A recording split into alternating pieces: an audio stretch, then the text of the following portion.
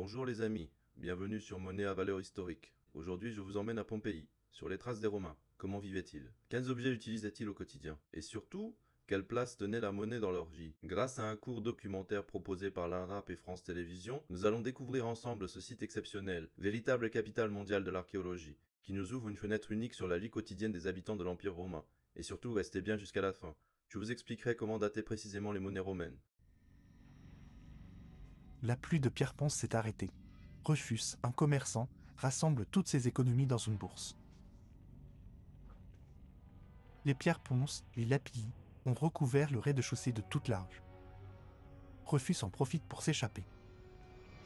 Mais malheureusement pour lui, le flux pyroclastique, un mélange de gaz volcanique et de vapeur d'eau, le rattrape. C'en est fini de Rufus et de Pompéi.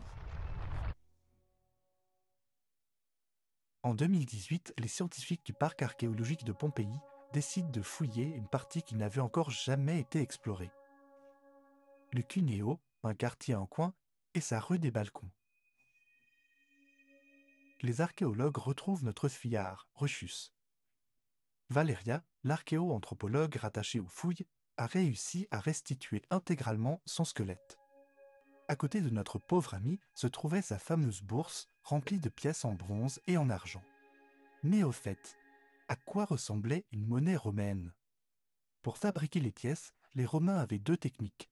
La première, la plus répandue, était de prendre une pièce de métal ronde, sans marque, que l'on appelle flanc. On la mettait dans une enclume qui comprenait la matrice côté pile. Le monnayeur utilisait ensuite un coin, avec la matrice côté face, qui venait percuter le flanc à l'aide d'un petit marteau.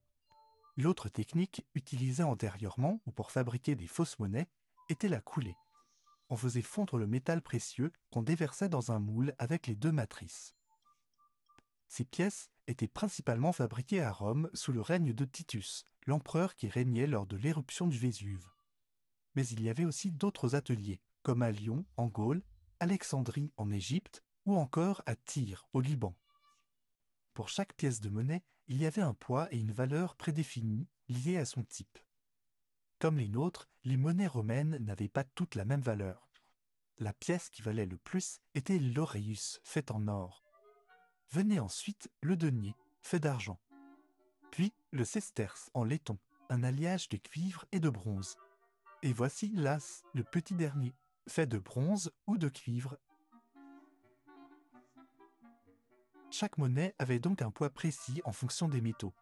Les marchands, en cas de doute, pouvaient vérifier avec une balance le poids de telle monnaie pour savoir si elle n'était pas truquée.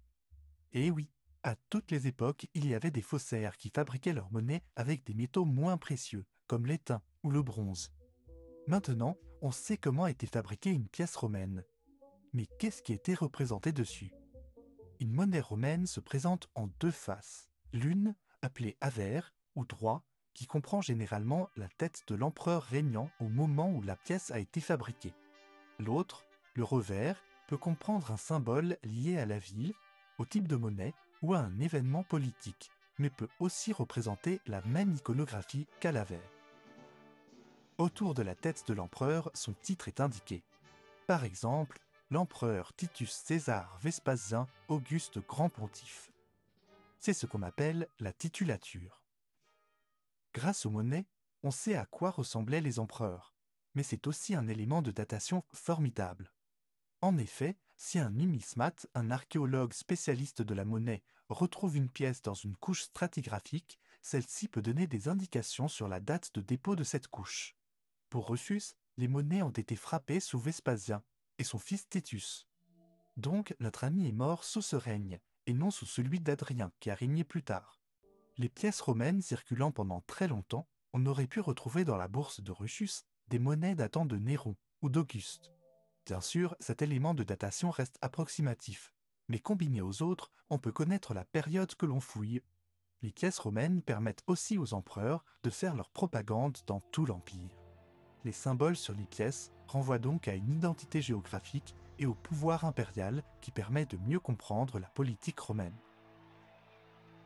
Vous avez vu comment dater un trésor? Même si les monnaies circulaient longtemps après la mort d'un empereur, il suffit de prendre la plus récente pour situer la période du trésor. Merci d'avoir regardé, et à très bientôt pour de nouvelles aventures sur l'histoire des monnaies. N'oubliez pas de vous abonner et de partager si cette vidéo vous a plu. Et dites-moi en commentaire, quelle est la monnaie romaine qui vous fascine le plus et pourquoi?